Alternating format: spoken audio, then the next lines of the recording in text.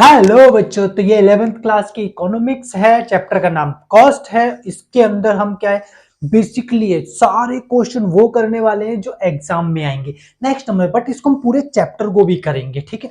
ये चैप्टर बड़ा हो सकता है, इसमें कोई डाउट नहीं है, क्योंकि इसके अंदर हर छोटे से छोटे पॉइंट को लिया जाएगा, डिफरेंसेस को लिया जाएगा, रिलेशनशिप को लिया जाएगा। यानी कि बेसिकली है, तो इसमें आपको पता ही है कि टीबीसी हो गया, टीएफसी हो गया, टीसी में रिलेशन बताने को आएगा, एबीसी, एएफसी और एसी में रिलेशन बताने को आएगा, एमसी हो गया, है ना। तो बेसिकली ये इसीलिए ओके।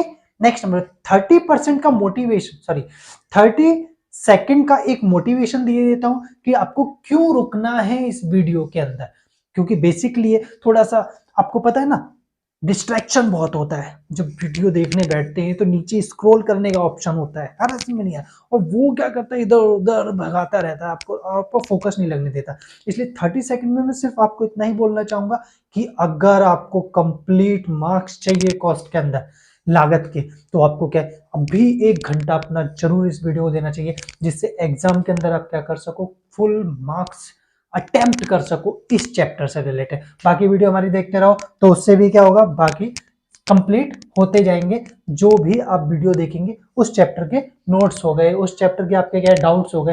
तो ठीक है, इसी के साथ स्टार्ट करते हैं। लागत किसे कहते हैं, तो बेसिकली लागत समझते हैं।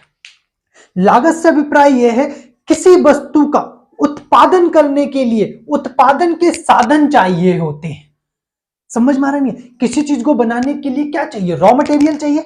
उस रॉ मटेरियल को जब हम प्राप्त करते हैं तो उसके बदले में भी हमें कुछ ना कुछ भुगतान करना पड़ता है, तो उसी को हम क्या कहते हैं, जैसे उस भुगतान को क्या कहते हैं, जैसे कि मान के चल लो, मजदूरी हो गई, कच्चा माल हो गया, अरे समझ नहीं है, ब्याज हो गया, लगान हो गया, ये जो हम अदा करते हैं उसे हम लागत कहते हैं।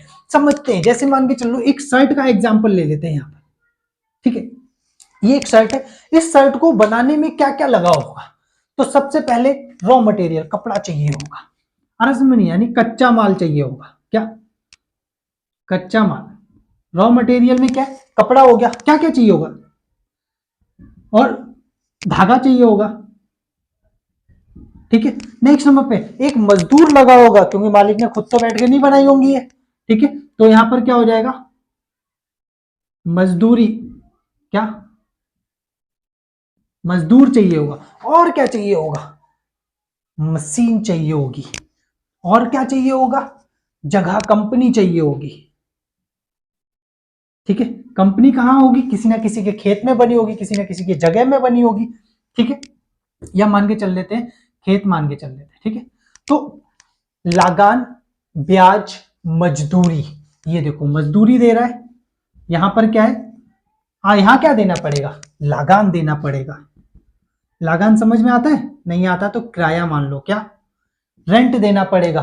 समझ में आ रहा नहीं, क्योंकि जितने ज्यादातर आप मालिक देखोगे वो किराए पे लिए होते हैं, क्योंकि दुकानों ने बहुत सारी कंपनियां खोलनी होती हैं, हर स्टेट में वो जा रहे हैं, तुरंत कंपनी खोल रहे हैं, ये तो है नहीं वहां पर पहले कंपनी बनाएंगे वगैरह वगैरह, ठीक है।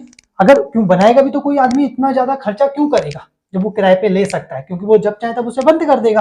अरे समझ नहीं। नेक्स्ट नंबर कच्चा माल, कच्चा माल के लिए वो क्या देगा, ब्याज देगा।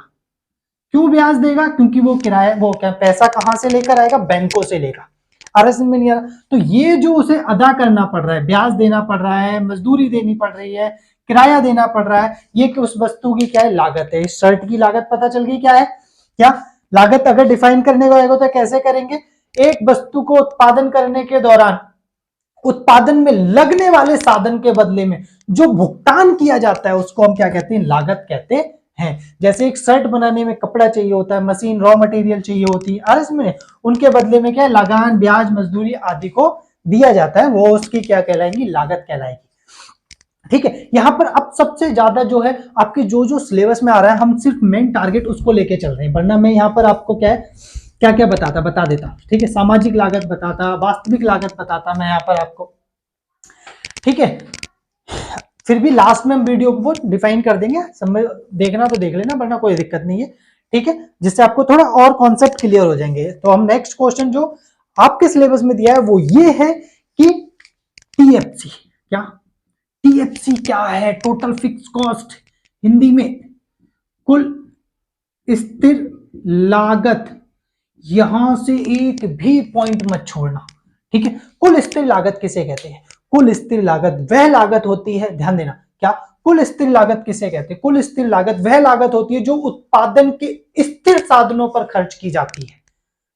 उत्पादन में साधन कैसे होंगे? स्थिर होंगे, अर्थात उत्पादन बढ़ेगा, उत्पादन घटेगा या उत्पादन शून्य होगा। स्थिर लागत स्थिर रहती है। आ रहा समझ में नहीं आ रहा? ठीक है, जैसे एक एग्जांपल देते हैं, ध्यान देना। ये रहा आपका क्या बोलते हैं क्वांटिटी, ये रहा आपका टीएफसी, ठीक है। जैसे मान के चलो जीरो उत्पादन कुछ नहीं हो रहा था, फिर भी 100 रुपीज फिक्स कॉस्ट आ रही है। क्यों आ रही है? क्योंकि किराया देना पड़ रहा है। जैसे एक एग्जांपल दे रहा हूं, ठीक है। आपके पापा कोई जॉब वो काम कर रहे हैं, ठीक है, या कोई मालिक है, उसने मतलब दुकान खोली हुई है, समझ, या कंपनी खोली हुई है, तो कंपनी खोलेगा, उसके पास मान के चलो कोई भी कंसाइनमेंट नहीं आया, तो वो भाई रह रहा है, उसने कंपनी खोली हुई है, तो उसका किराया तो देगा ना, और जो किराया देगा वही उसकी क्या है, 100 रुपए। एक मान लेते हैं एग्जाम्पल, ये 100 की जगह आप मान के चलो 1 लाख है, इस तरीके से, ठीक है। अब मान के चलो उत्पादन 1 इकाई हुआ, तो भी स्थिर लागत तो यही है, किराया तो वही रहेगा। दूसरा ले लो, फैक्ट्री का किराया फिर भी उतना ही रहेगा। तीसरा, फैक्ट्री का किराया उतना ही रहेगा। यानी कहने का मतलब क्या है, लागत, देखो उत्पादन की इकाइयां बढ़ रही हैं, स्थिर लागत क्या है, स्थिर है, ठीक है। तो इसका कर्व कैसा बनेगा, ये रहा एक्स, ये रहा वाई, ये रहा 0, 100 मान के चल लेते हैं, ये रहा 50 और ये रहा मान के चल लेते हैं 100। वैसे हैंड फ्री ग्राफ होते हैं, इसलिए ऐसे डिनोट करने की जरूरत नहीं है, सीधा ड्रॉ कर दिया, ठीक है। ये आपका क्या हो गया, टीएफसी हो गया, क्लियर है। ये क्या हो गया आपका, टीएफसी हो गया, ठीक है। इस तरीके से समझते हैं।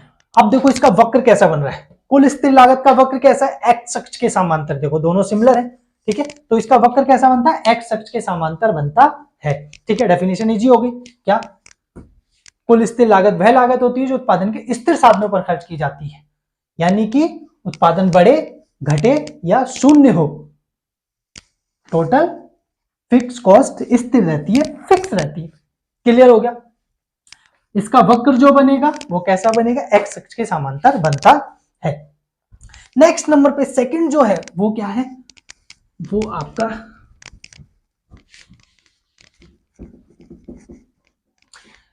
कुल परिवर्तनशील लागत, टीवीसी।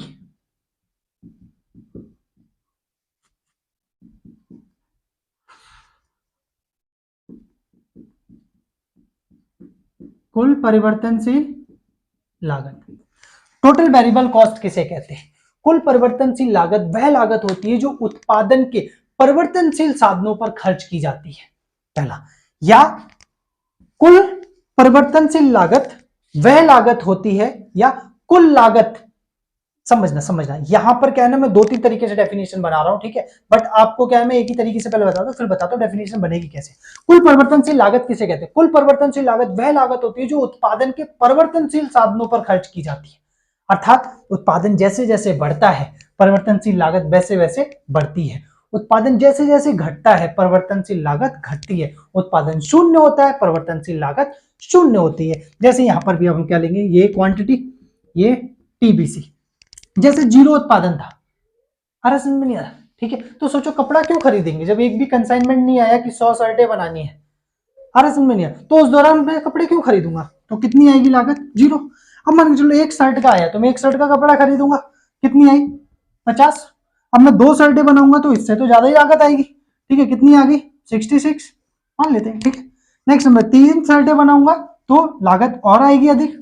नेक्स्ट नंबर 4 शर्टें बनाऊंगा तो कितना और लागत अधिक आएगी। 5 शर्टें बनाऊंगा तो लागत और अधिक आएगी। 6 शर्टें बनाऊंगा तो लागत आपकी क्या हो जाएगी, और अधिक हो जाएगी। 7 लागत बनाऊंगा तो ये कैसे बनाया है, ये मत सोचना कि ये क्या है, रट्टा मारना है, रट्टा नहीं मारना है, अपनी तरफ से ले लेना है। देखो एकदम से एक शर्ट बनाओगे तो लागत ज्यादा आएगी, दूसरे में देखो बेसिकली 2 शर्टों का कपड़ा है, मजदूर तो एक बना रहा था तो 2 बना देगा।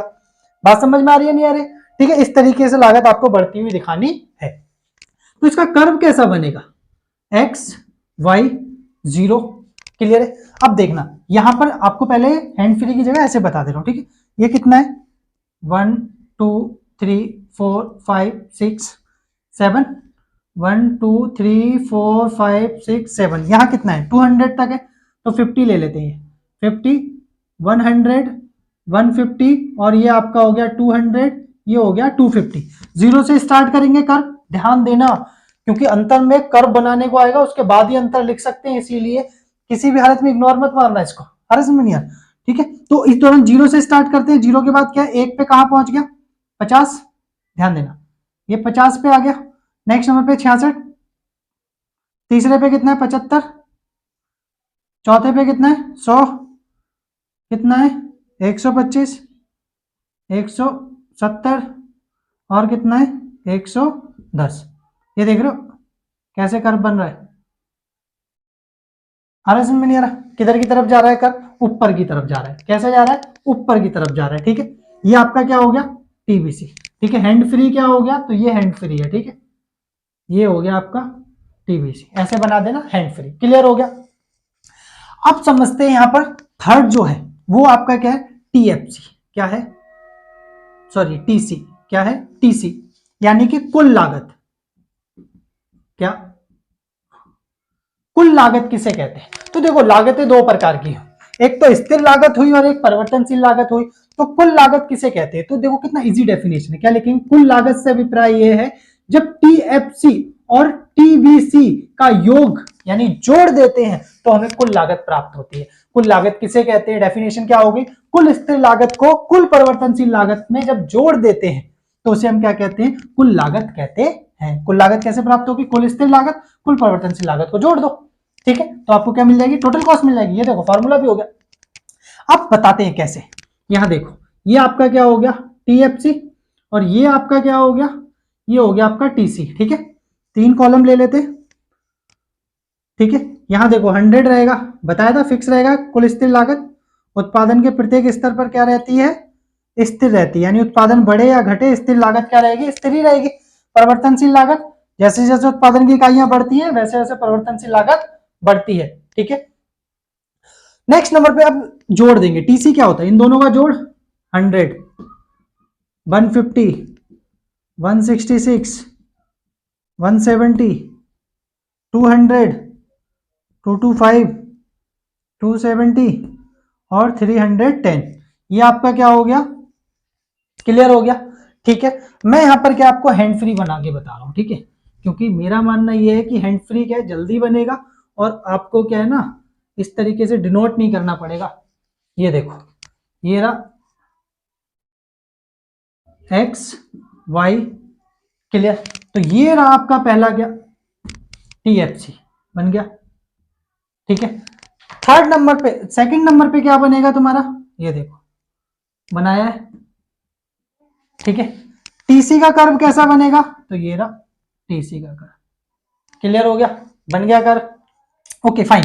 नेक्स्ट नंबर पे अब क्वेश्चन एग्जाम में क्या आ जाता है, कई बार एग्जाम में क्वेश्चन आ जाता है कि कुल स्थिर लागत और कुल परिवर्तनशील लागत में अंतर स्पष्ट करो, ठीक है, क्या कुल स्थिर लागत और कुल परिवर्तनशील लागत में अंतर स्पष्ट करो। तो देखो अंतर कैसे लिखेंगे, तो पहले नंबर पे हम क्या करेंगे, इसको थोड़ा सा रफ करेंगे, ठीक है, जैसे मान के चलो इसको रफ कर ले रहे, ठीक है, रफ किया, यहां पर हमें क्या कर लेना है, ऐसे अंतर लिखना है, टीसी और ये हो गया आपका क्या नाम है टीबीसी और ये हो गया टीएफसी, क्लियर, ऐसे लिख लेना। पहला पॉइंट क्या लिखना है, पहला डेफिनेशन लिखनी है जो अभी मैंने बताई थी, कुल परिवर्तनशील लागत की डेफिनेशन क्या हो जाएगी, उत्पादन के परिवर्तनशील साधनों के साथ संबंध होता है, ठीक है, या कुल परिवर्तनशील लागत वह लागत होती है जो उत्पादन के परिवर्तनशील साधनों को प्रभावित करती है। स्थिर लागत से अभिप्राय है उत्पादन के प्रत्येक साधन पर क्या रहेगी, स्थिर रहेगी, अर्थ में यानी कि उत्पादन की प्रत्येक इकाई पर कुल स्थिर लागत स्थिर रहेगी। एक एक अंतर हो गया, ठीक है। सेकंड नंबर पे क्या लिखेंगे इसमें कि उत्पादन के शून्य इकाई पर यानी उत्पादन के शून्य स्तर पर टीबीसी भी क्या होता है, शून्य होता है। यहां क्या लिखेंगे, उत्पादन के शून्य स्तर पर टीएफसी कुछ ना कुछ अवश्य होता है। दो हो गए, तीसरा देखो ये उत्पादन की इकाइयों के साथ संबंध रखता है, उत्पादन की इकाइयों के साथ प्रत्यक्ष संबंध होता है, अर्थात जैसे जैसे उत्पादन की इकाइयां बढ़ती हैं वैसे वैसे टीबीसी लागत बढ़ती जाती है। समझ में आ रहा नहीं आ रहा, इसका उत्पादन की इकाइयों के साथ कोई संबंध नहीं होता, चाहे उत्पादन बहुत अधिक हो चाहे उत्पादन शून्य हो, टीएफसी फिर भी क्या रहेगा, स्थिर रहेगा। नेक्स्ट नंबर पे चौथे नंबर पे इसका ग्राफ ले लो, टीबीसी जो है वो किसका, देखो ऊपर से मतलब नीचे से ऊपर की तरफ जाता है, जबकि टीएफसी कैसा होता है, एक्स अक्ष के समांतर होता है। ये देखो क्लियर है, इस तरीके से इसी को बार बार सुन लेना, आए ना लिख लेना, क्लियर है। मैं लिखूंगा तो आपको बहुत ज्यादा टाइम लगेगा और आप भी कहोगे बोरियत है, इसलिए एक्सप्लेन कर दिया 4 पॉइंट। लास्ट में पांचवा आपने क्या लिखना है, पांचवा आपको एग्जाम्पल लिखना है। परिवर्तनशील लागत में क्या, कच्चा माल, मजदूरी, इसके अंदर क्या लिखेंगे, लगान, किराया बढ़ता नहीं है ना, सेम का सेम ही रहता है। समझ में आ गया नहीं आ गया, ओके फाइन। मुझे लगता है कि आपको क्या क्या समझ में आ गया, डेफिनेशन तीनों की समझ में आ गई, टीबीसी और टीएफसी में अंतर समझ में आ गया आपको। नेक्स्ट नंबर पे यहाँ पर ग्राफ भी बना के बता दिया, ठीक है, और ये टेबल भी बना के बता दी, ठीक है। अब मोस्ट इंपोर्टेंट क्वेश्चन जो एग्जाम में 100% आएगा, ठीक है। 100% जब बोलूं तो इसका मतलब ये 99.9999% है, ठीक है। कहते हैं ना 0.0001% तो रखना चाहिए अपने पास, ठीक है, क्योंकि ऊपर वाला नाराज हो जाएंगे ना। आगे देखते हैं कि भाई टीएफसी और टीबीसी और टीसी में संबंध स्पष्ट करो। क्वेश्चन क्या आएगा, तो क्वेश्चन आपका ये आएगा कि टीबीसी, टीएफसी और टीबीसी में संबंध स्पष्ट करो, संबंध स्पष्ट करो।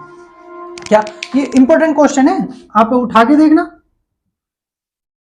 दो ही क्वेश्चन मोस्ट ऑफ आते हैं, एक तो ये सॉरी टीबी टीसी टीएफसी और टीबीसी में संबंध स्पष्ट करो, यह आएगा एसी एबीसी और एएफसी में संबंध स्पष्ट करो। अरे समझ नहीं है, और एक एमसी हो गया, बस तीन ही क्वेश्चन आते हैं मोस्ट ऑफ, ठीक है। बट फिर भी पूरा तो पढ़ना पड़ेगा वरना कैसे जान पाएंगे, ठीक है। तो हमें क्या करना है, क्वेश्चन देख लिया हमने, क्वेश्चन क्या है, टीसी टीएफसी टीबीसी, वाह ये तो आता है हमें। अरे समझ तुरंत आपको कहां पर फीलिंग आएगी, एग्जाम के अंदर, क्या इसे तो बढ़िया से कर लेंगे, क्यों, क्योंकि सर ने अच्छे से समझा दिया है। अब समझते हैं, जब आपको बहुत अच्छे से समझ में आ गया तो हम क्या करेंगे, सबसे पहले तुरंत ग्राफ बनाएंगे, और जैसे ही ग्राफ बना लिया डेफिनेशन अंतर आपके हाथ में है, 4 अंतर आसानी से निकाल लोगे। देखो पहला अंतर क्या, ध्यान देना, टीबीसी और टीसी का वक्र, अरे समझ में नहीं आ रहा, एक जैसे होते हैं, ठीक है, या टीसी और टीबीसी का वक्र ऊपर की तरफ जाता है, ठीक है, और टीएफसी एक्स अक्ष के समांतर होता है। अरे समझ में नहीं आ रहा, पहला हो गया टीएफसी एक्स अक्ष के समांतर है, और ये देखो ऊपर की तरफ जा रहे हैं दोनों, पहला रीजन। सेकंड नंबर पे आपको क्या है, संबंध क्या दिख रहा है, सेकंड संबंध ये है कि टीएफसी वाई अक्ष से शुरू होता है, ध्यान देने वाली बात है, टीएफसी वाई अक्ष से शुरू होता है, जबकि टीवीसी शून्य स्तर से शुरू होता है। अरे समझ में नहीं आ रहा, ठीक है।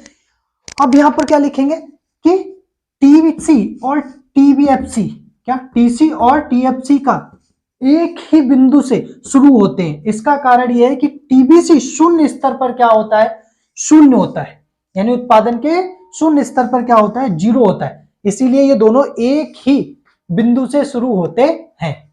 दो हो गए।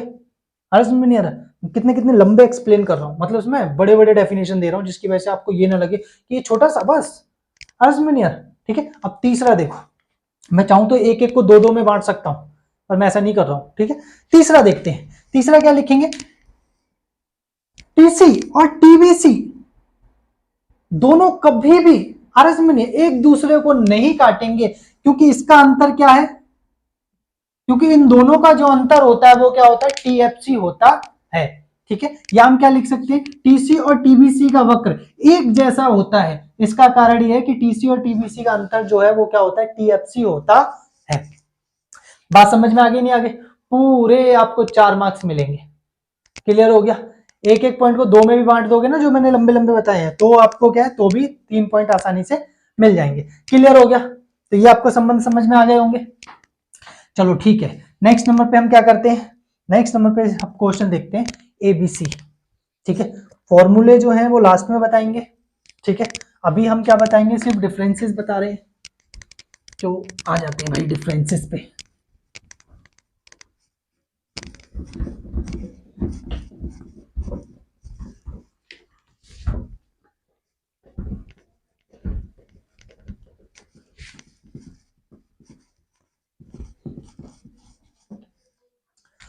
आ जाओ भाई। तो नेक्स्ट जो है हमारा वो है AFC। AFC का मतलब होता है हिंदी में औसत स्थिर लागत। ठीक है, औसत स्थिर लागत किसे कहते हैं, ध्यान देना। क्या इसे प्रति औसत स्थिर लागत भी कहते हैं। तो डेफिनेशन क्या बनेगी, देखो मैं डेफिनेशन बाद में बताऊंगा, तरीका पहले बताऊंगा, जिसकी वजह से खुद बना लो। तो यह AFC कैसे होगा, TFC को जब क्वांटिटी से डिवाइड कर देंगे तो क्या निकल आएगा, AFC निकल आएगा। डेफिनेशन बन गई, देखो कैसे लिखेंगे। औसत स्थिर लागत से अभिप्राय यह है जब कुल स्थिर लागत को उत्पादन की इकाइयों से विभाजित कर दिया जाता है। किसको, Q का मतलब क्या है, उत्पादन की इकाइयां, ठीक है, या इकाइयों। ठीक है, क्या ये हिंदी है, इसका तो हिंदी पता है ना, ये भी लिख दो। काफी बहुत स्टूडेंट्स को ये दिक्कत हो जाती है कुल स्थिर लागत कि वो बेचारे थोड़ा सा भी इंग्लिश को नहीं समझते हैं। ठीक है, तो क्या लिखेंगे, कुल स्थिर लागत को जब उत्पादन की इकाइयों से विभाजित किया जाता है तो हमें क्या प्राप्त होता है, औसत स्थिर लागत प्राप्त होती है। बात समझ में आ गई नहीं आ गई, कितनी इजी डेफिनेशन है। अब समझाते हैं। ठीक है, ये देखो, ये होगी क्वांटिटी, ये होगी आपकी TFC और ये हो गया आपका AFC।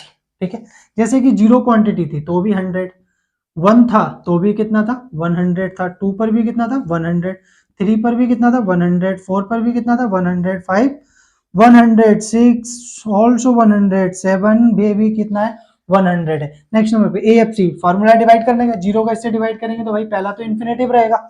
ठीक है, दूसरा कितना हो जाएगा 100, तीसरे पे कितना हो जाएगा 50, चौथे पे कितना हो जाएगा 33.3, इस पे कितना हो जाएगा 25, कितना हो जाएगा 20, कितना हो जाएगा 6, 6 बन जा 6, बचा कितना 4। नेक्स्ट नंबर पे 6 6 जा 36। ठीक है, नेक्स्ट नंबर पे 7 बन जा 7, बचा कितना 3। नेक्स्ट नंबर 7 4 जा 28, क्लियर है। 7 4 जा 28, बचा कितना 2, 7 2 जा 14। नेक्स्ट नंबर पे 14 और फिर कितना बचा आपके पास 6 8, क्लियर है। अप्रॉक्स ही ले लेते हैं, क्लियर हो गया, आगे समझ में नहीं आ गया। ठीक है, अब इसका ग्राफ बना लेते हैं। ये लो x y 0, क्लियर हो गया। ठीक है, आप चाहो तो यहां लिख देना उत्पादन की इकाइयां, लिख चाहना मत लिख ही देना, उत्पादन की इकाइयां यहां ली हैं हमने। ठीक है, और यहां पर हमने क्या लिया है, लागत ली है, क्या ली है, ठीक है, ये कॉस्ट ली है हमने, क्या लिया है। ठीक है, तो यहां कर्व कैसा बनेगा, देखो 0 पे तो पहली इकाई पर कितना है 100 है, कितना है पहले पर 100 है, दूसरे पे कितना है, ये रहा पहला, ये रहा दूसरा, ये रहा तीसरा, ये रहा चौथा, ये रहा पांचवा, ये रहा छठा, ये रहा सातवां। ये मान के चल लो तुम्हारा 20 से ले लेते हैं, 20 40 60 80 और ये हो गया आपका 100। तो कर्व कैसा बनेगा, कर्व बनेगा हाइपरबोला के आकार का। किसका, इसको बोलेंगे हाइपरबोला के आकार का। ठीक है, इस पे अगर आपको देख के बनाना है तो ये देखो, एक पर कितना है 100, दो पे कितना है 50, ठीक है, दो पे कितना है 50, तीन पे कितना है 33, आ रहा समझ में नहीं, 25, नेक्स्ट नंबर 20, ऐसे करते हुए बिल्कुल क्लोज आ जाएगा। ठीक है, ये देखो इस तरीके से, समझ में आ गया नहीं आ गया। तो क्या लिखेंगे, लिखेंगे कि इसका वक्र कैसा होता है, हाइपरगोला के आकार का होता है। AFC का वक्र हाइपरगोला के आकार का होता है, अर्थात ध्यान देना, जैसे जैसे उत्पादन की इकाइयां बढ़ती हैं वैसे वैसे AFC कम होता जाता है, पर कभी भी वो किसको टच नहीं करता, एक्स अक्ष को टच नहीं करता। क्यों, क्योंकि कभी भी कुल स्थिर लागत शून्य नहीं होती।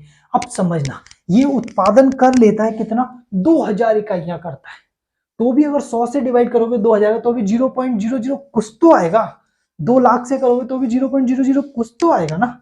तो इसीलिए किसको टच नहीं करेगा, एक्स अक्ष को टच नहीं करेगा, क्योंकि अगर ये 0 होगा तभी तो टच करेगा जाके, पर ये तो 100 है ही, इसको चाहे यहाँ पर 50,000 से 10 लाख से 50 लाख से कर लो तो कुछ तो रह जाएगा ना। समझ में आ गया नहीं आ गया, इसीलिए क्या लिखेंगे, हाइपरबोला के आकार का होता है, कभी भी एक्स अक्ष को टच नहीं करता है। जैसे जैसे उत्पादन की इकाइयां बढ़ेंगी ये नीचे की तरफ जाता रहेगा, परंतु ये किसको टच नहीं करेगा, एक्स अक्ष को टच नहीं करेगा। ये आपका कौन सा हो गया, एएफसी। अब आ जाओ भाई, नेक्स्ट कौन सा है,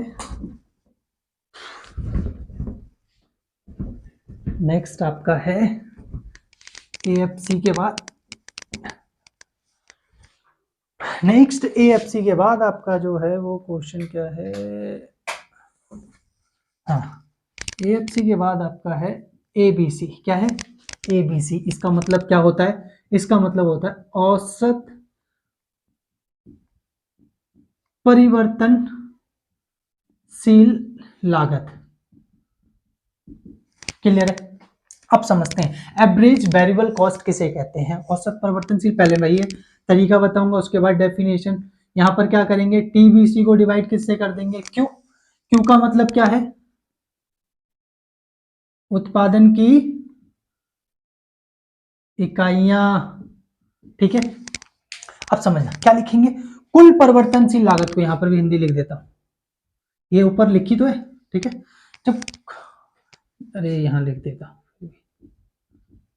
कुल परिवर्तनशील लागत को जब उत्पादन की इकाइयों से विभाजित किया जाता है तो उसको क्या कहते हैं, औसत परिवर्तनशील लागत कहते हैं। औसत परिवर्तनशील लागत किसे कहते हैं, तो कुल परिवर्तनशील लागत को जब उत्पादन की इकाइयों से विभाजित किया जाता है तो क्या प्राप्त होता है, औसत परिवर्तनशील लागत प्राप्त होती है।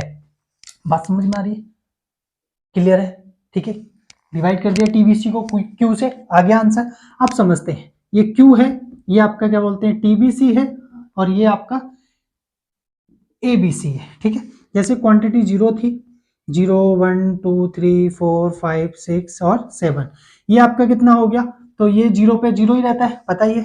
नेक्स्ट नंबर 1 पे कितना है, बढ़ेगा, 2 पे 66 हो गया, 3 पे 75 हो गया, 4 पे कितना हो गया 100 हो गया, 3 पे मान के चल लो आपका 130 हो गया, कितना, नेक्स्ट नंबर पे कितना हो गया 180 हो गया, नेक्स्ट नंबर पे कितना हो गया 220 हो गया। ठीक है, अपनी तरफ से थोड़ा देखो कैसे बनाना मैं बता दे रहा हूँ, पहले बढ़ाना, फिर थोड़ा कम करना, फिर एकदम तेजी से बढ़ा देना। ठीक है, क्योंकि ये वी शेप में होता है। ठीक है, अब यहाँ देखते हैं, पहली कंडीशन जीरो का, ठीक है, दूसरा कंडीशन कितना है 50, तीसरे पे कितना है 33, तीसरे पे 3 से डिवाइड करेंगे तो कितना आएगा, इसका इससे डिवाइड कर रहा हूँ मैं। ठीक है, देखो 3 एकम 3, 3 दूनी 6, बचा कितना 1 3 5 15। ठीक है, यहाँ देखो 4 से डिवाइड कर रहा हूँ, 4 2 जा 8, बचा कितना 2, 4 5 जा, ठीक है, फिर 5 से कर रहे हैं, 5 2 जा 5 6 जा, फिर कितने 30, नेक्स्ट नंबर 7 7 7 3 जा 21, कितना आ गया 1। क्लियर है, बचा कितना 7 3 जा 21, 1 आया, 7 जा 7 3 7 4 जा 28। क्लियर है, इस तरीके से। अब इसका एक क्या कर लेंगे, ग्राफ ले लेंगे, ये x है, ये y है, ये 0 है। ठीक है, हम क्या है यहाँ देखेंगे, यहाँ पर लिखेंगे उत्पादन की इकाइयां q है ये, या इसको क्वांटिटी ले लेते हैं, क्या क्वांटिटी यहां पर हमने की है, और यहां हमने कॉस्ट लागत की है। ठीक है, तो कर्व कैसा बनेगा, कर्व देखना 50 से नीचे की तरफ जाएगा, देखना ये रहा 50, यहां से नीचे की तरफ जाएगा और यूं ऊपर की तरफ जाएगा। ठीक है, इसको क्या बोलेंगे हम, एबीसी। देखो कैसे 50 है, 50 के बाद देखो यहाँ 50 मान के चल लेते, फिर देखो नीचे की तरफ आया, फिर देखो बढ़ने लगा और बढ़ता हुआ ऊपर की तरफ जाएगा, तो कैसी शेप में बनाएगा, यू शेप में बनाएगा। किसमें, यू। जैसे जैसे क्वांटिटियां बढ़ेंगी वैसे वैसे क्या होगा, एएफसी यू शेप बनाकर ऊपर की तरफ जाएगा। देखो यहां से नीचे जाएगा, फिर एक बार ऊपर चलना शुरू करेगा, तो कैसी शेप बना रहा है, यू शेप बना रहा है। क्लियर हो गया। नेक्स्ट नंबर पे थर्ड जो है वो आपका क्या है, वो आपका एसी है। क्या है, अब देख लेते हैं एसी।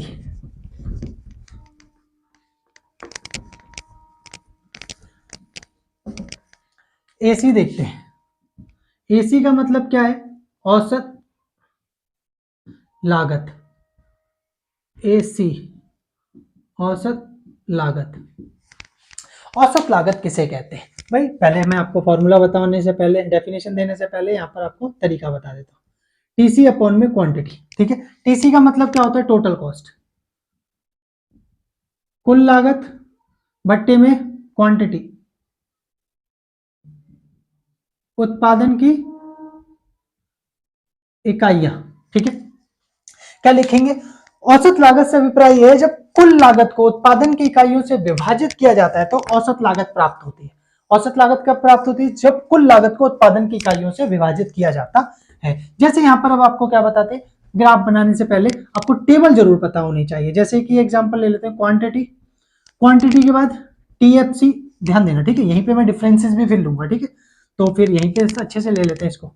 ये रहा क्वांटिटी, ये रहा टीएफसी, ये रहा टीबीसी, ये रहा टीसी, और ये रहा आपका उसके बाद एएफसी, एबीसी, और उसके बाद हो गया एसी। क्लियर है? एमसी रह रहा है वरना वो भी मैं कर देता, ठीक है, एमसी भी कराएंगे, पहले ये करा दे। ये 0 1 2 3 4 5 6 7, नेक्स्ट नंबर पे ये फिक्स रहता है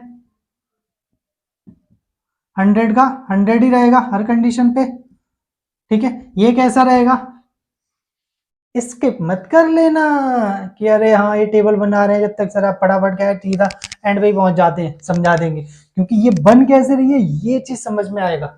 समझ में नहीं है? इमोशन, अरे इसमें स्टडी में क्या होने चाहिए? इमोशन होने चाहिए। जैसे लव करते समय इमोशन निकालते हैं ना, अरे इसमें नहीं यार, उसमें कोई चीज स्किप नहीं करते, हर स्टेप लेके चलते हैं ना कि नहीं ये वाला स्टेप मिस नहीं होना चाहिए, वैसे ही इसमें ये वाला स्टेप मिस नहीं होना चाहिए वरना लग जाएगी, बाद में पता चलेगा कि मिस हो गया और ये ब्रेकअप करेगा तो नुकसान हो जाएगा तुम लोगों का। हाँ है ना? चलो फिर ठीक है, ये बढ़िया है। देखते हैं नेक्स्ट नंबर पे, ये आपका क्या है? ये आपका टीबीसी है। टीबीसी का मतलब फर्स्ट स्टेज पे 0 रहेगा, फिर 50 हो जाएगा, 66 हो जाएगा, 75 हो जाएगा, नेक्स्ट 100 हो जाएगा, 100 के बाद 120 हो जाएगा, कितना?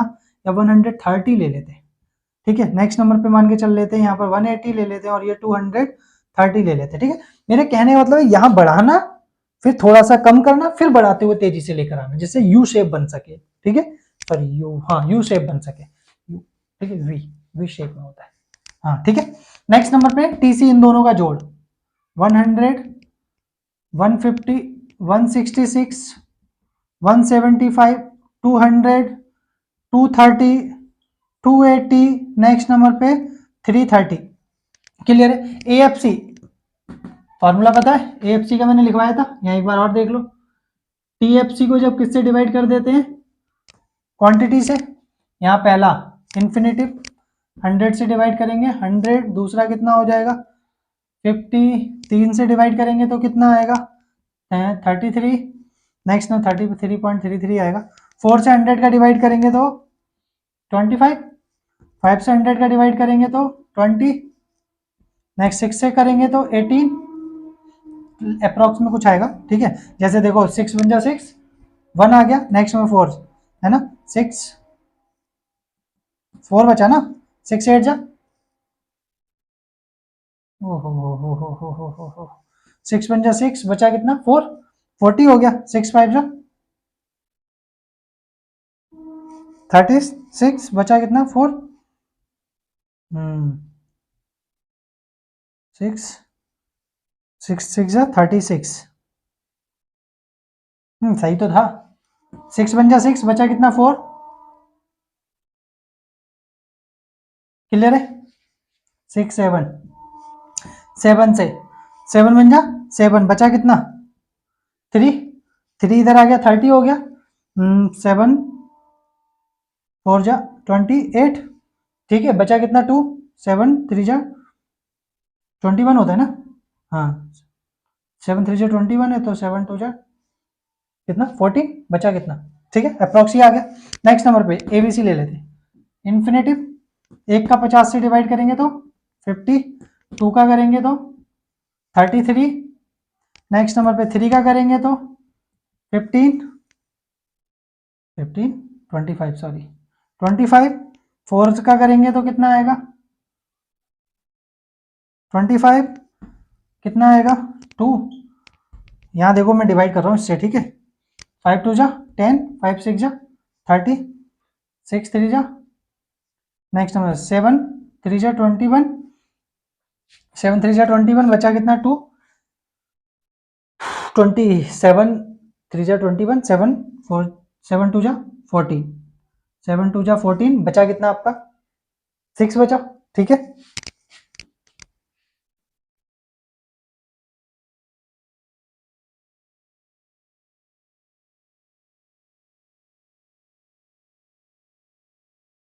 क्लियर है, अप्रॉक्स ही आ गया, ठीक है।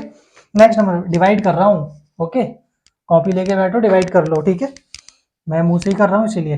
नेक्स्ट नंबर पे एसी कैसे निकालेंगे, टीसी का डिवाइड है, तो यहाँ देखो मैं आप लोगों का एबीसी का फॉर्मूला भी लिख दे रहा हूँ। एबीसी क्या होता है, तो टीबीसी अपॉन में क्यू होता है, ठीक है। नेक्स्ट नंबर पे यहाँ एसी ले लेते, एसी ये रहा हमारा, ठीक है, इसको इससे डिवाइड कर देते, ओके, 1 का 150 से करेंगे तो ये रहा, 2 का डिवाइड करेंगे तो 2 8 जा 18, 2 3 जा 6, नेक्स्ट नंबर फिर 3 का करेंगे, 3 5 जा 15, बचा कितना 2, है ना, फिर डिवाइड कर देते हैं, बचा कितना 1, बात समझ में आ रही है कि डिवाइड करके दिखाऊं, देखो 3 5 15, बचा कितना 2, 3 7 21, 3 8 24, बचा कितना 1, 3 3 का 9, ठीक है।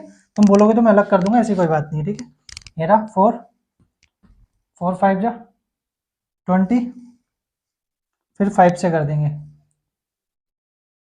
5 4 जा 20, 5 4 जा कितना हुआ 20, 5 6 जा 6 से बचा कितना 4,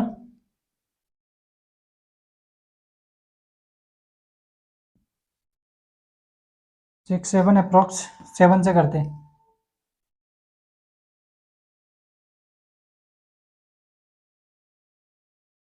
बचा कितना 7 चौक 28, 28 और बचे कितने आपके 2 3 5 7 7 49, ठीक है, बचा 1 7, लगभग ये ले लेते, ठीक है। तो देखो यहाँ देखो बढ़ते हुए कम हो रहा है और कम होने के बाद बढ़ने लगा, ठीक है, बस। अब यहाँ ग्राफ बनाएंगे, ग्राफ कैसे बनाएंगे, एक्स वाई और ये क्या हो गया 0 हो गया, क्लियर हो गया। अब समझते हैं यहाँ पर, सबसे पहले हमें बेसिकली ये जो क्वेश्चन आएगा वो कैसे आएगा, तो क्वेश्चन एग्जाम में आएगा आपका एबीसी एएफसी और एसी में संबंध स्पष्ट करो, संबंध स्पष्ट करो, क्या एबीसी एएफसी और एसी में संबंध स्पष्ट करो।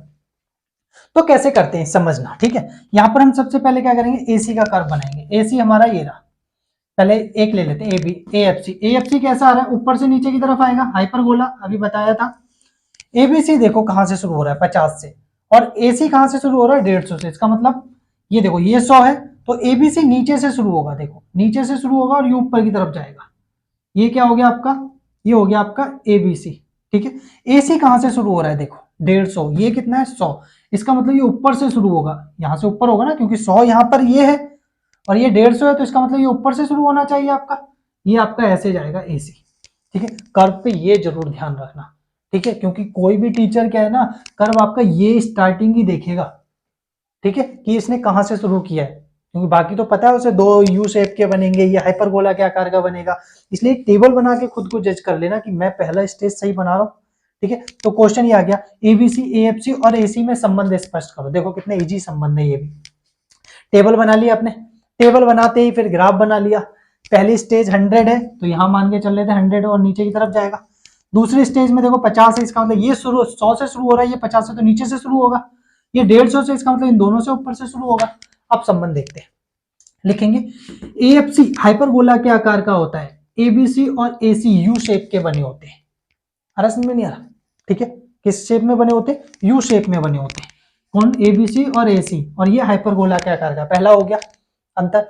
दूसरा अंतर देखते हैं, दूसरा अंतर ये लिखेंगे कि एबीसी क्या, एबीसी का कर्व एएफसी और एसी से, एसी के नीचे से शुरू होता है, आ रहा समझ में नहीं आ रहा, ठीक है, परंतु बाद में ये बढ़ता हुआ एएफसी को काटते हुए क्या है ऊपर की तरफ निकल जाता है, ठीक है। फिर एसी और एबीसी क्या, अब ये और ऊपर की तरफ जाएगा ना, तो एसी और ये दोनों पास आएंगे, क्या आएंगे, ये दोनों पास ऐसे आते जाएंगे, ठीक है। ये बड़ा कर्व बन रहा है क्योंकि ये पता है शून्य होता जाएगा, यहाँ पर तो शून्य नहीं हो रहा है 14 है, इसलिए ज्यादा अंतर नहीं, पर देखो यहाँ कितना डिफरेंस है, और ये डिफरेंस कैसे होता जाएगा, कम होता जाएगा, जैसे उत्पादन का क्या होता जाएगा, ये आपका क्या है एबीसी और ये आपका एसी।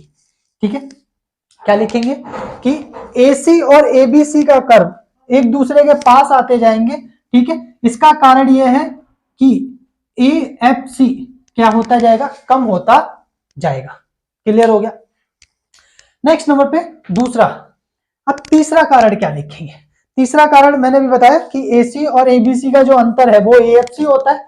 ठीक है, और एएफसी क्या होता जाता है, धीरे धीरे कम होता जाता है।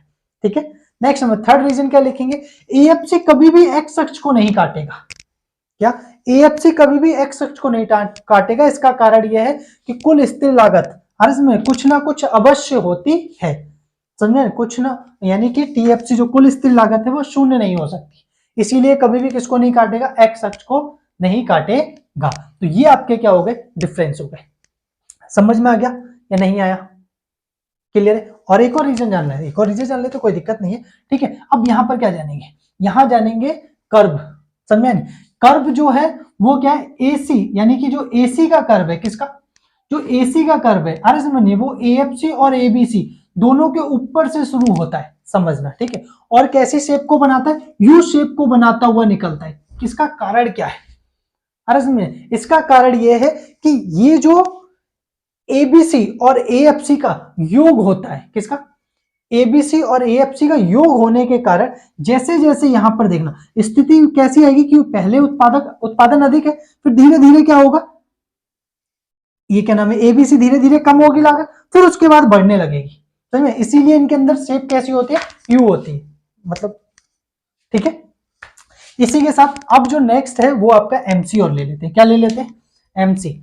एमसी का मतलब ये है कि मार्जिनल कॉस्ट, सीमांत लागत किसे कहते हैं। मैं यहां पर एमसी और दे रहा हूं, एमसी सीमांत लागत। तो पहले नंबर पे तो डेफिनेशन देंगे, मार्जिनल कॉस्ट, सीमांत लागत किसे कहते हैं। सीमांत लागत से अभिप्राय एक अतिरिक्त इकाई को, क्या, एक अतिरिक्त इकाई के उत्पादन के पश्चात जो कुल लागत में अंतर आता है उसे क्या कहते हैं, हम सीमांत लागत कहते हैं।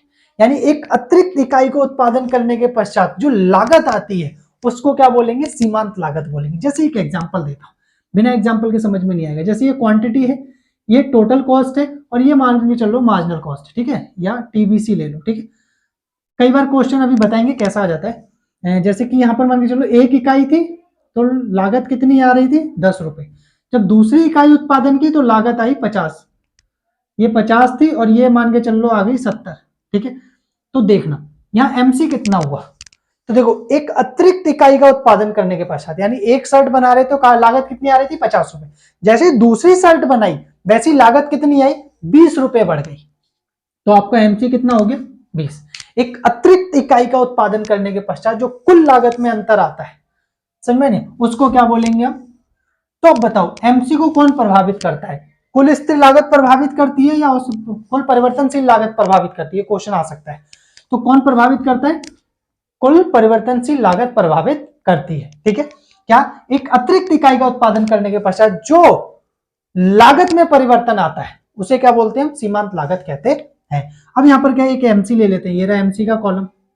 ठीक है, पहली स्टेज में कुछ नहीं, दूसरी स्टेज में देखते हैं टीबीसी। जितना टीबीसी में अंतर आता है वही क्या है, आपका क्या बनेगी, एमसी बनेगी। या टीसी में भी देखोगे तो वही आंसर है। ठीक है, कितना हो गया, 50। यहाँ देखो एक, मतलब 150 में 100 घटाते तो भी 50 आता। यहाँ कितना है, 33। क्या है, यहाँ कितना है, घटा लो इसको, कितना हो जाएगा,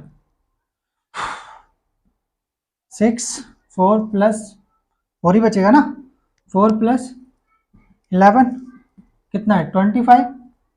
यहाँ कितना है, 30। यहाँ कितना है, 50। यहाँ कितना है, 20 प्लस 50। ठीक है, तो इसका कर्व कहां से बनेगा, तो देखो इसका कर्व 50 है और ये एबीसी भी 50 है। ठीक है, पर इन दोनों में अंतर देखना क्या हो रहा है, दोनों में अंतर क्या हो रहा है, ये कम हो रहा है, ये भी कम हो रहा है, पर ये क्या है, एबीसी से तेजी से कम हो रहा है। एबीसी देखो 25 हुआ, ये 11 हो गया जाकर। अरे समझो, तो दोनों एक साथ शुरू होंगे और एमसी नीचे की तरफ जाएगा और फिर उसके बाद क्या हो जाएगा, ऊपर की तरफ निकल जाएगा। किसको काटता हुआ निकल जाएगा, तो बेसिकली है एसी को नहीं काटेगा, सिर्फ किसको नहीं काटेगा, ये आपका हो गया एमसी। ठीक है, एमसी किस किस को काटेगा, एएफसी को काटेगा और एबीसी को काटेगा, पर एसी को नहीं काटेगा। क्यों नहीं काटेगा देख लेते हैं। एसी ये रहा, हाँ एसी को भी, एसी को भी काटता हुआ निकल जाएगा, सॉरी एसी को भी काटता हुआ निकल जाएगा। ये एमसी हो गया। भाई मैं सोचू तीनों को काटता है, इसमें तो कैसे हो सकता है। ठीक है, क्यों, क्योंकि ये देखो एसी कितना है 47 है, एमसी कितना है 50 है, सबसे ज्यादा है नीचे, इसलिए देखो शुरू हो रहा है, तीनों को काटते ऊपर निकल जा रहा है। शुरुआत यहां से हो रहा है और नीचे जा रहा है बहुत तेजी से, तीनों से नीचे चला गया और फिर सीधा ऊपर की तरफ निकल गया। ठीक है, तो एमसी हो गया। अब इस क्वेश्चन के अंदर क्या हो जाएगा, एक वर्ड और जुड़ जाएगा और वो है वह एमसी में संबंध स्पष्ट करो।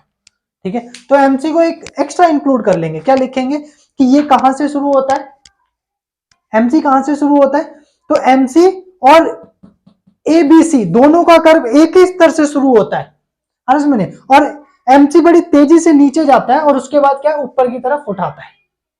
क्लियर है, शेप कैसी बनती है, तो तीन की शेप यू बनती है, एमसी की, नेक्स्ट नंबर पे एबीसी की और एसी की शेप कैसी होती है, यू आकार की होती है। एएफसी हाइपरगोला के आकार का होता है। बाकी जो डिफरेंस बताए वो ठीक है, इन दोनों का अंतर एएफसी होता है।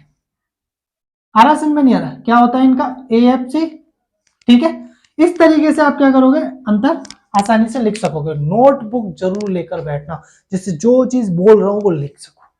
आ रहा समझ में नहीं आ रहा, और आपका एग्जाम कितना बढ़िया जाएगा ये आप खुद ही देख लोगे। क्लियर है, क्वेश्चन आपको बिल्कुल सेम मिलने वाले हैं और आंसर भी चाहे बुक उठा के देख लेना। क्लियर हो गया, तो ये आपका क्या है जो सिलेबस में आ रहा है वो है। समझ में आ गया नहीं आ गया। नेक्स्ट नंबर पे मैं आपको फॉर्मूले भी बता देता हूं, ठीक है, क्योंकि फॉर्मूले तो रहेगा। ठीक है, यहां से फॉर्मूले तुम्हें मिल जाएंगे। ठीक है, अब देखो फॉर्मूले कितने इजी है।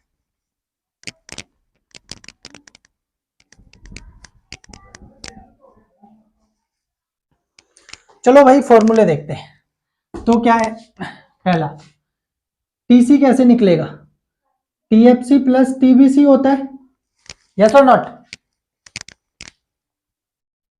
तो बेसिकली होता है। नेक्स्ट नंबर पे टीएफसी क्या है, प्लस का इधर आ जाएगा, तो टीसी में से अगर माइनस कर देंगे कुल परिवर्तनशील लागत, और टीसी कैसे निकलेगा, टीसी तो हो गया, टीबीसी कैसे निकलेगा, प्लस का इधर आ जाएगा। क्लियर हो गया। नेक्स्ट नंबर पे एसी कैसे निकलेगा, टीसी अपॉन में क्यू, एबीसी कैसे निकलेगा, टीबीसी अपॉन में क्यू। नेक्स्ट नंबर पे एएफसी कैसे निकलेगा, तो टीएफसी अपॉन में क्यू। एक तो तरीका ये हो गया। ओके, नेक्स्ट नंबर पे कह रहा है कि टीसी निकलने का कोई और फार्मूला है, हाँ है, मल्टीप्लाई से इधर आ जाएगा, divide AC multiply Q. Next number पे टीबीसी निकलने का और फार्मूला, हाँ इसको इधर भेज दो, एबीसी मल्टीप्लाई क्यू। यहां पर देखो टीएफसी निकलने का एक और फार्मूला, यहां पर देखो ये डिवाइड से इधर आ जाएगा। क्लियर हो गया, फॉर्मूले बन गए। अब कुछ चीजें जो जाननी जरूरी है वो ये, उत्पादन के शून्य स्तर पर टीएफसी कुछ ना कुछ जरूर होता है। नेक्स्ट नंबर पे उत्पादन के शून्य स्तर पर टीएफसी और टीसी एक दूसरे के बराबर होते हैं। कहां पर, उत्पादन के शून्य स्तर पर टीसी किसके बराबर होगा, टीएफसी के। टीसी किसके बराबर, टीएफसी, क्योंकि टीबीसी तो शून्य होगा। ठीक है, नेक्स्ट नंबर पे एमसी जो होता है वो किसका डिफरेंस होता है, या तो टीसी का डिफरेंस मान लो या टीबीसी का डिफरेंस। दोनों में प्रभावित कौन करता है, क्वेश्चन आ जाएगा कि टीबीसी या टीएफसी, इन मतलब टीएफसी और टीबीसी दोनों में प्रभावित एमसी को कौन करता है, तो टीबीसी। परिवर्तनशील लागतें क्या करती है, प्रभावित करती है। ठीक है, तो इनका जो डिफरेंस होगा वो क्या कहलाएगा, एमसी कहलाएगा। ठीक है, नेक्स्ट नंबर पे आप कोई सी इन क्वेश्चनों से अटेम्प्ट कर सकते हो अगर न्यूमेरिकल्स बेस्ड क्वेश्चन आते हैं तो। ठीक है, तो इसी के साथ ये वाला लेसन फिनिश एवरीवन, बाय।